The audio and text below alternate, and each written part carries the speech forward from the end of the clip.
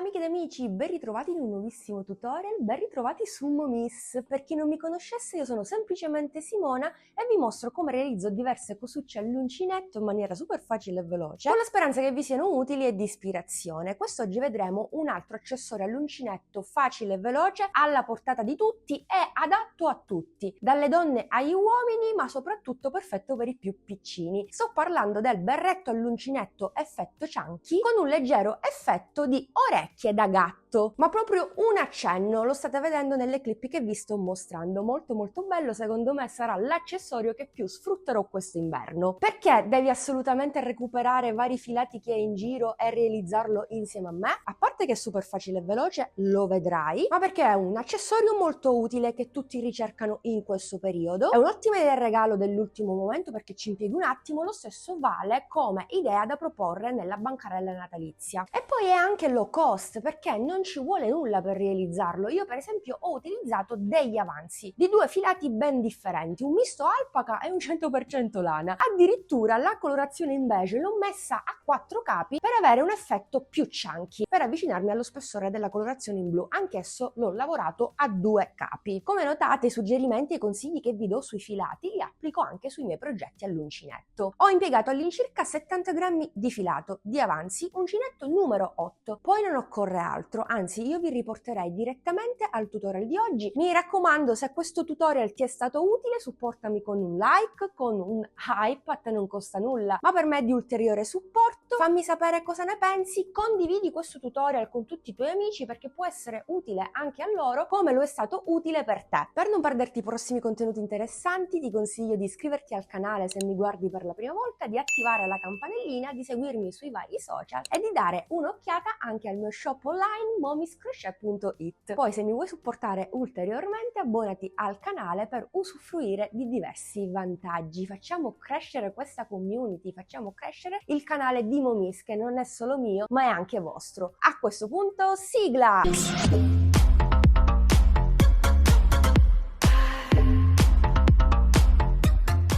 Bene amiche ed amici, facciamo subito un cappio. Come notate ho messo il filato a 2 capi nonostante fosse già spesso di suo e sto utilizzando l'uncinetto numero 7, non il numero 8, mi sono sbagliata. Comunque ho avviato esattamente 19 catenelle che corrispondono a 21 cm. Ti starei chiedendo quante catenelle devo fare io in base al filato che sto utilizzando, in base alla taglia, se voglio realizzare questo accessorio per i più piccini, per un uomo, come mi regolo? Beh, ti faccio un semplicissimo esempio. Prima di mostrarti come ricavare 21 cm, ti faccio vedere cosa devi fare per andare a ricavare la circonferenza del tuo berretto.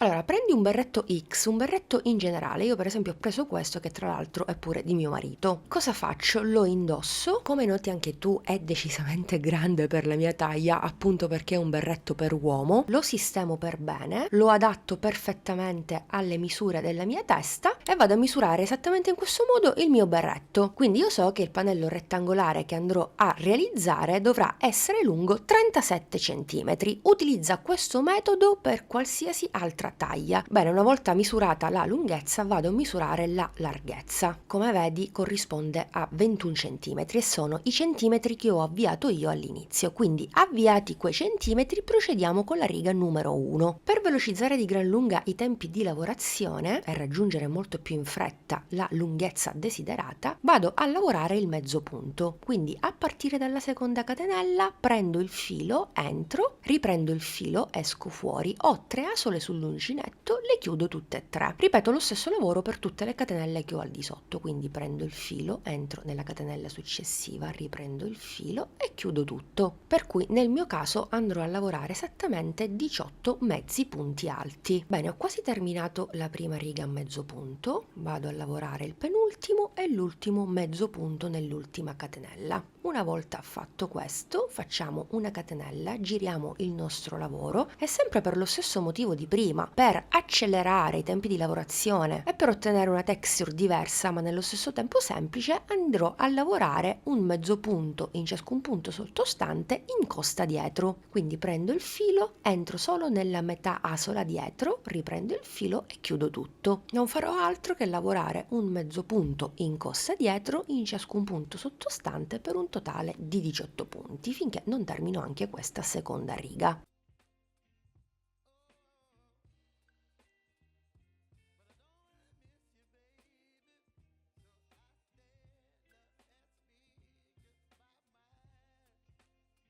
Ecco qui l'effetto di cui vi parlavo prima, semplice ma d'effetto, pur lavorando dei punti basici. Termino la riga andando a lavorare gli ultimi 2 mezzi punti e anche qui per la riga successiva, la terza e le altre, andrò a lavorare un mezzo punto in ciascun punto sottostante sempre in costa dietro. Terminata questa terza riga procederò con la stessa colorazione e con lo stesso filato per la riga numero 4. Dalla quinta fino alla sesta riga farò lo stesso lavoro ma con un altro filato che lavorerò a 4 capi. Quindi continuerò in questo modo ripetendo sempre lo stesso lavoro per questa riga e per le successive finché non arrivo ai 37 cm che vi ho mostrato prima per la mia taglia. Bene, ho terminato il mio pannello rettangolare. In totale ho fatto 16 righe a mezzo punto alto in costa dietro, raggiungendo così i 37 cm che mi occorrono per la mia taglia. Una volta fatto questo, dobbiamo semplicemente fare una piega e andare a cucire le due zone laterali ed il gioco è fatto. Ma vediamolo subito nel dettaglio. Intanto riapro il mio pannello e vado a staccare uno dei due fili. Uno di questi mi servirà per cucire la prima metà. Intanto blocco per bene il lavoro e stacco il filo. Possiamo fare questa operazione anche con l'uncinetto stesso, ma per questo progetto preferisco l'ago per avere una cucitura invisibile. Prima di cucire metti il tuo pannello rettangolare sul rovescio. Andremo a cucire sul rovescio di modo che la cucitura sia il più invisibile possibile. Anche per questo progetto, se vi va, potete aiutarvi con delle mollettine. Io lo faccio, pareggio per bene il bordo da una parte e dall'altra parte e anche le righe e vado a cucire senza fare troppi calcoli.